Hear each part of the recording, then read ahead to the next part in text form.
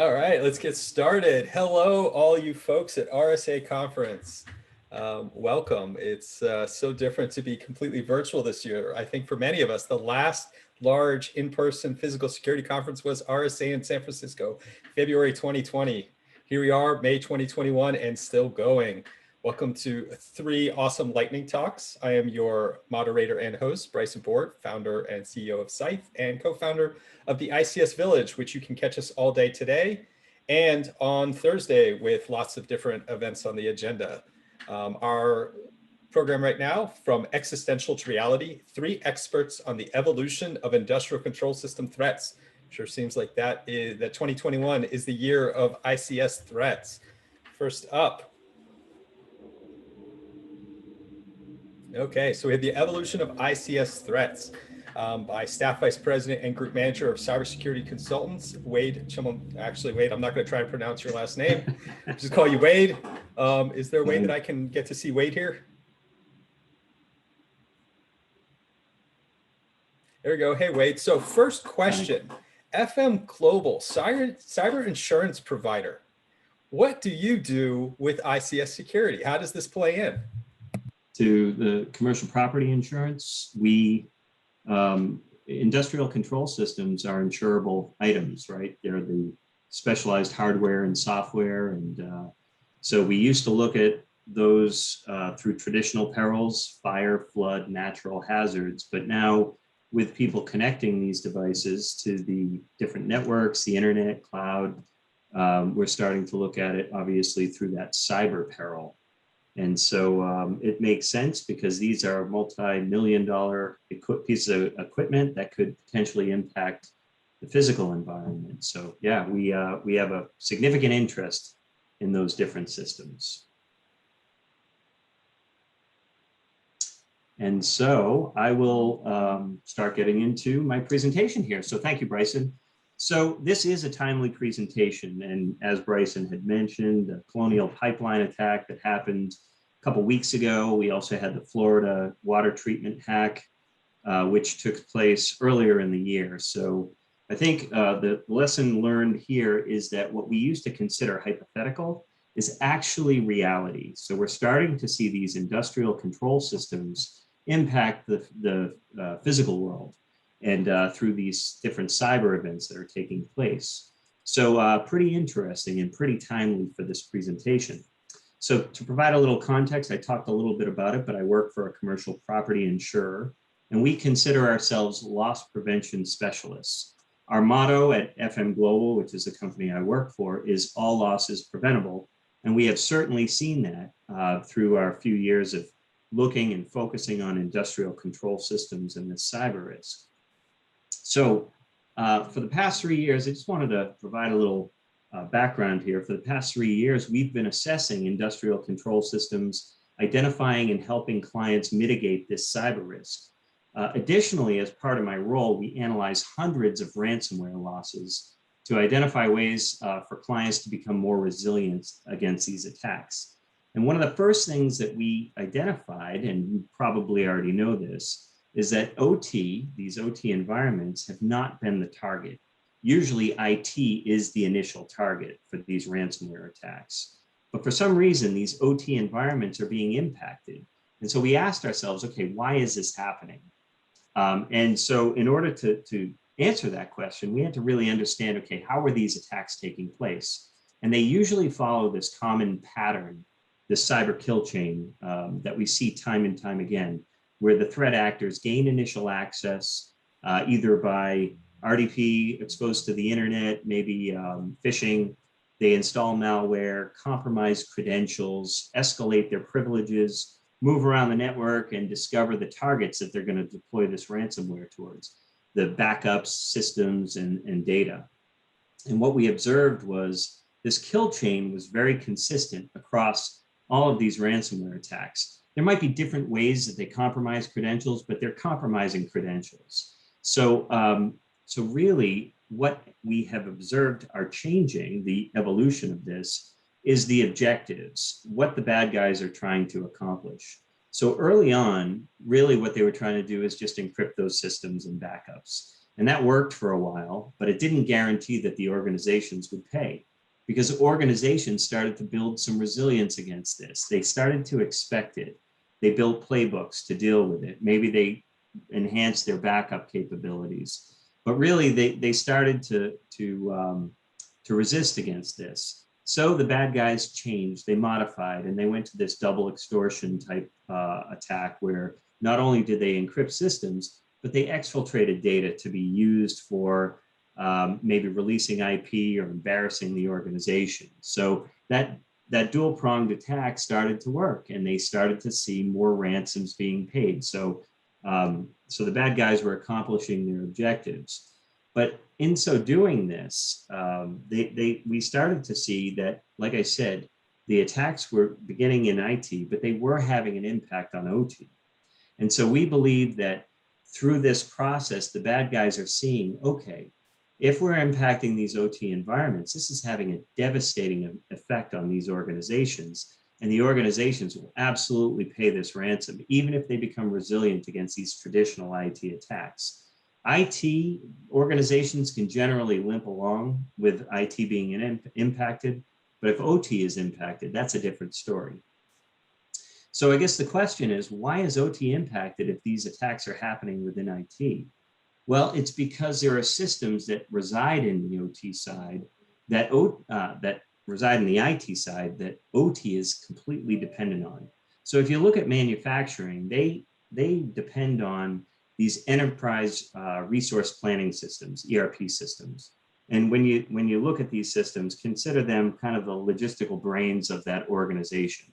This is how they ship and receive. This is how they invoice. This is how they process orders. So if you take this system down, it's devastating to the OT environment. If they can't process these things, if they don't have that logistical capability, then those warehouses start filling up with product, and they have to shut things down in order to be able to handle this.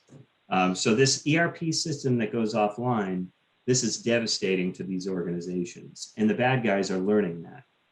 Also, if the organization doesn't have good security architecture between the IT environments and the OT environments, then it's pretty easy to ransom the HMIs, the human machine interfaces that allow the operators to monitor and control these devices, the engineering workstations, and any other system that can be ransomed. If they're ransomed, the organizations want to take those systems down because they're not sure what the impacts are going to be, and they'd rather just take it down than potentially have some resulting damage.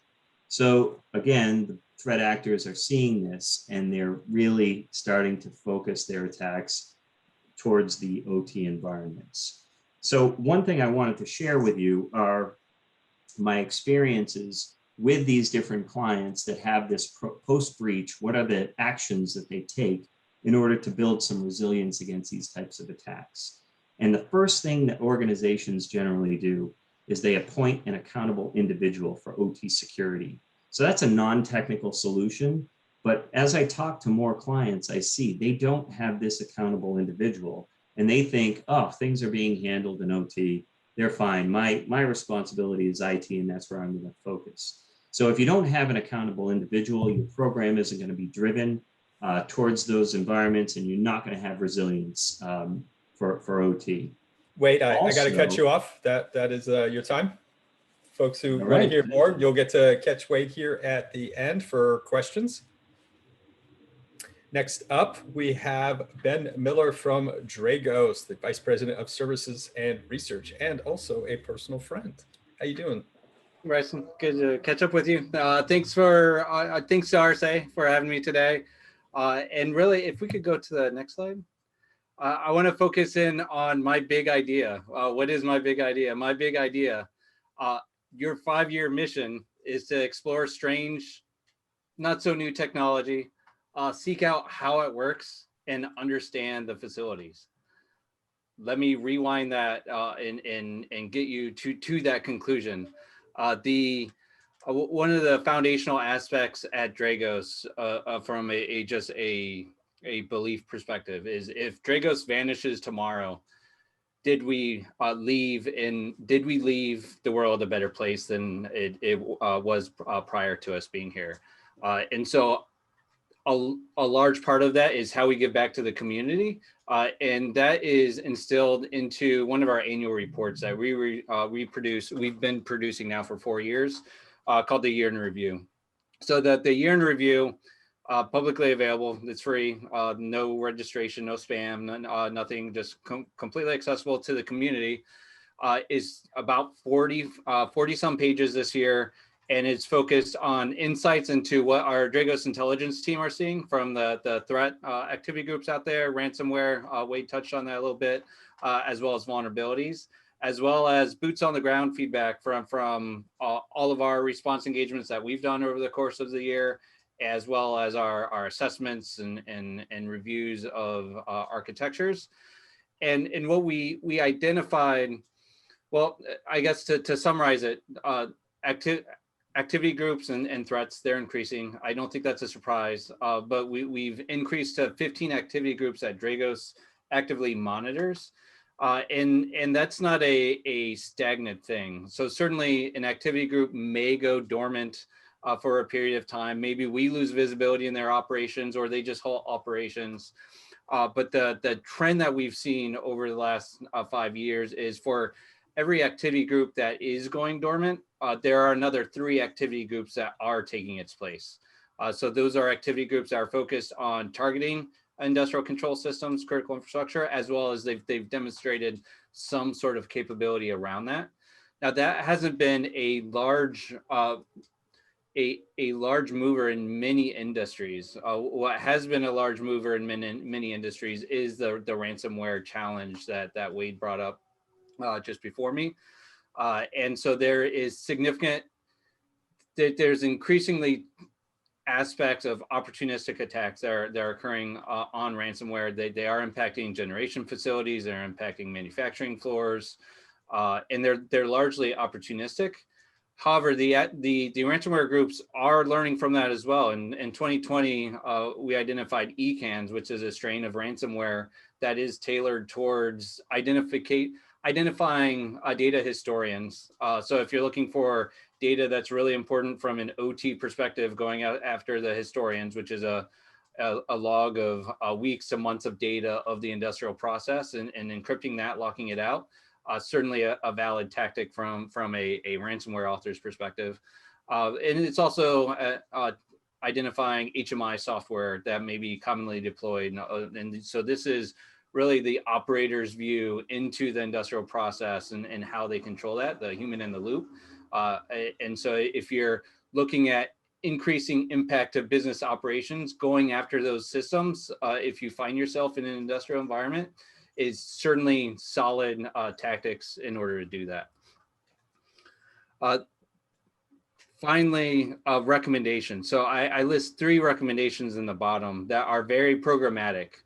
Certainly, we need to increase OT network visibility, which is extremely challenging when you're walking into a response scenario and the only data that you have are on Windows hosts of the memory dumps. What you're basically presented at from a forensics perspective is what's happening now, not what's happening 2 days ago, 2 weeks ago, 2 months ago. So being able to collect those logs, aggregate them, have network data also to pivot off of is extremely critical.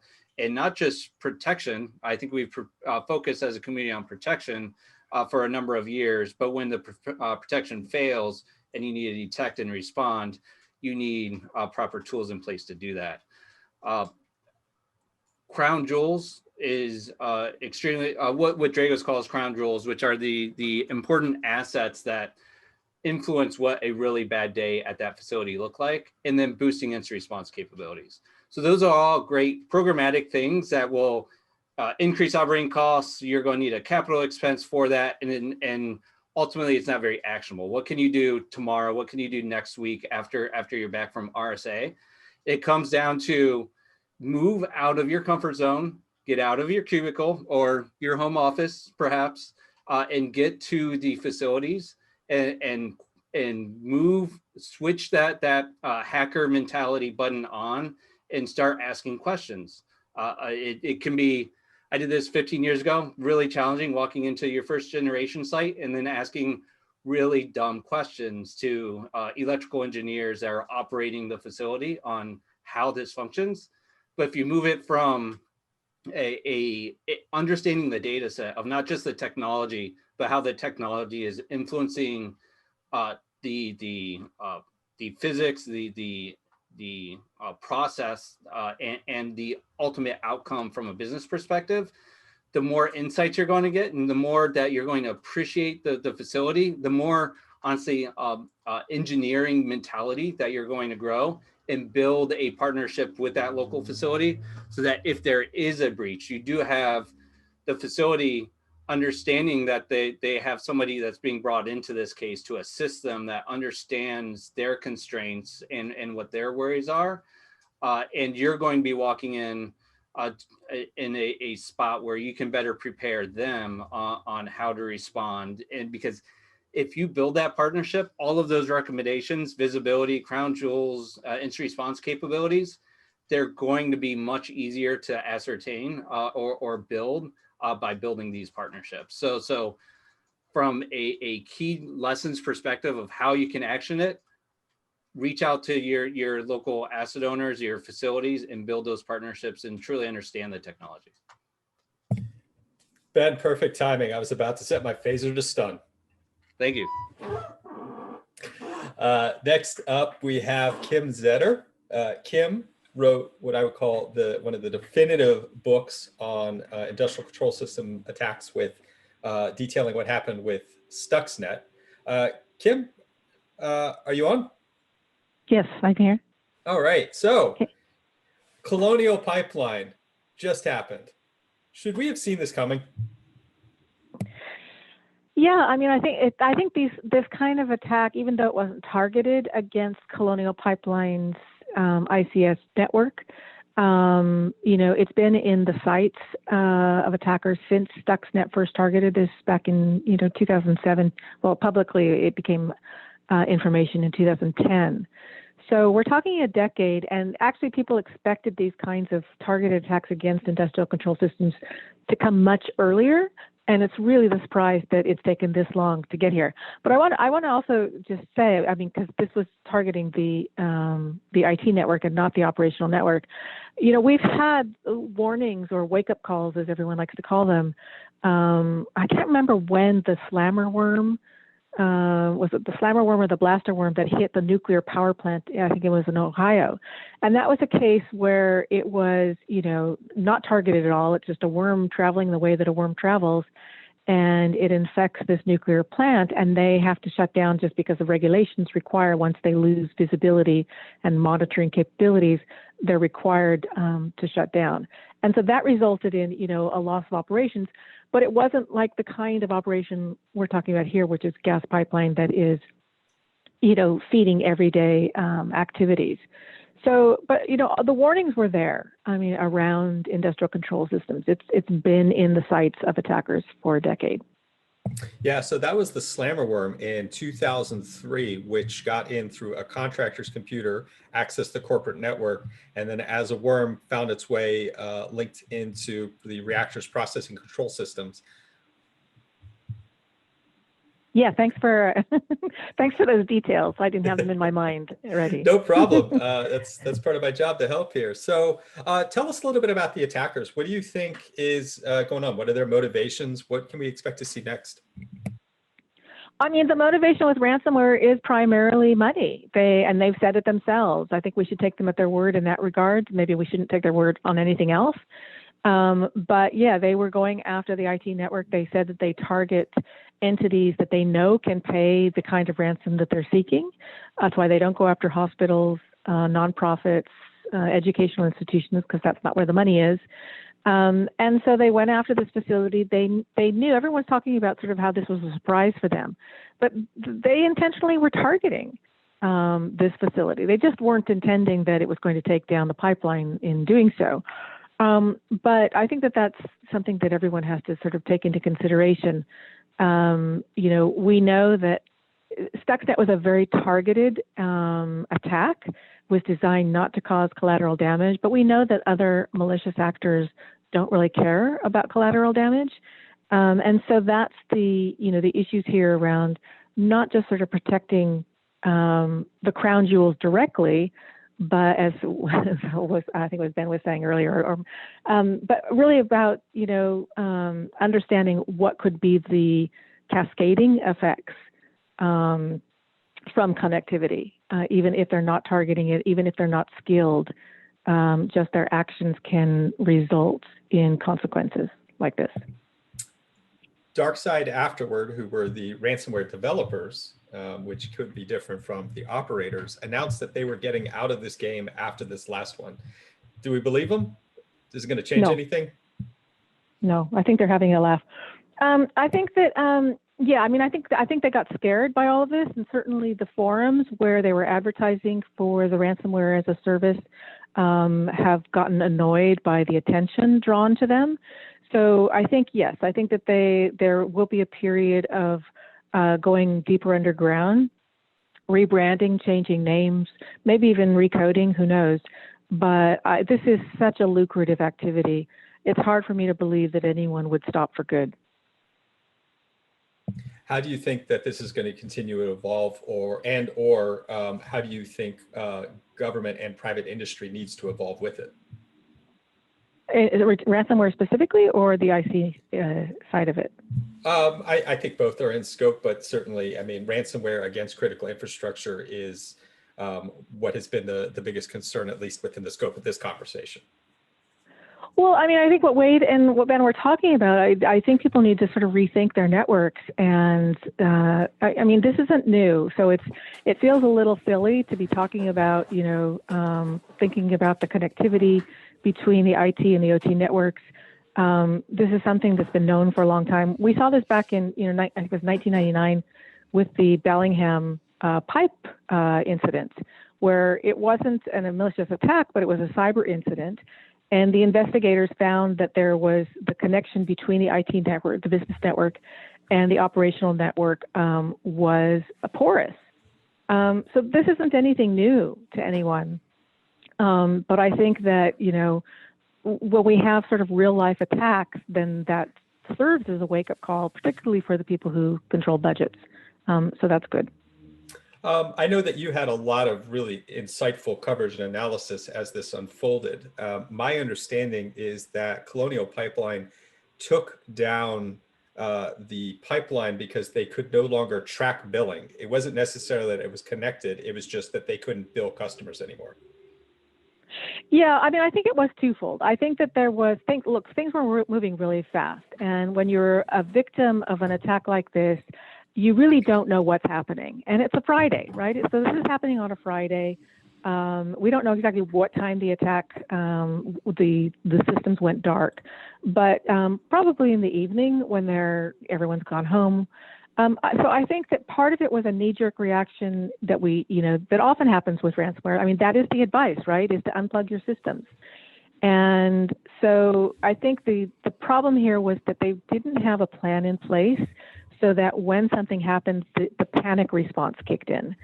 And so if they had a working strategy in place for this kind of scenario, if they'd done tabletop on this, they might have had a different reaction. But so I think part of it was the panic reaction.